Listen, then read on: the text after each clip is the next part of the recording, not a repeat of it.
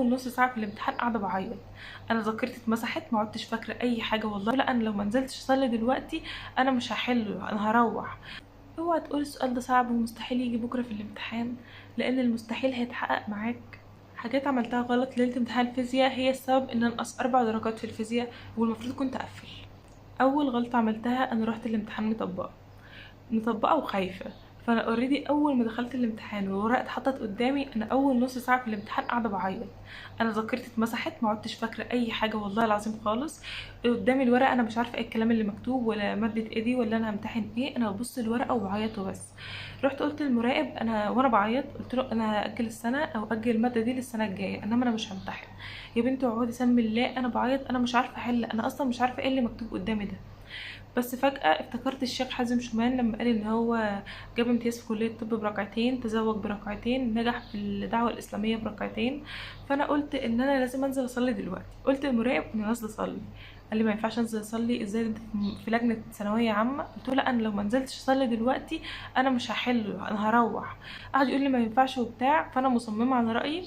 قام رايح نده على رئيس الدور ومراقبة تانية وقعد يترجاهم وكده، لحد ما قال لي خلاص انزلي صلي. نزلت صليت ركعتين، ونزلت معايا مراقبة ومدير دور او حاجة كان واقف على المسجد بره، ونزلت صليت. طلعت بقى الامتحان الحمد لله، العقدة اتفكت شوية وبدأت احل والحمد لله حليت.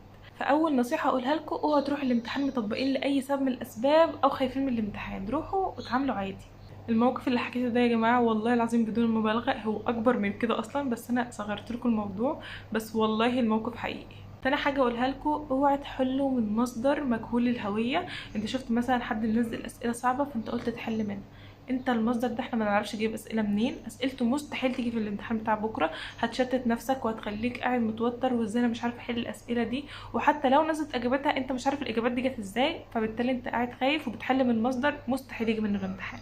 طبعا ليله الامتحان طبيعي يقابلك سؤال ما تعرفوش او صعب وما تعرفش تحله. اوعى تقول السؤال ده صعب ومستحيل يجي بكره في الامتحان، لان المستحيل هيتحقق معاك وهتبقى كلاون، وهتلاقي السؤال قدامك بكره في الامتحان ومش هتعرف تحله. اوعى تنام غير وانت عارف السؤال فكرته ايه وبتحل ازاي وفاهمه كويس جدا، لان هتلاقيه في الامتحان. طبعا السؤال اللي انت شايفه صعب ده بالنسبه لك وممكن يكون سهل اصلا بالنسبه لحد تاني، وانت بتحله من مصدر معروف، من مذكره المستر بتاعك، من كتاب معين، من حاجه معينه، مش مصدر مجهول الهويه. وبس كده، لو عندكم اي استفسار او اي حاجه عايزين تتكلموا فيها اكتبوا لي تحت في الكومنتات وهرد عليكم ان شاء الله في امتحان الفيزياء.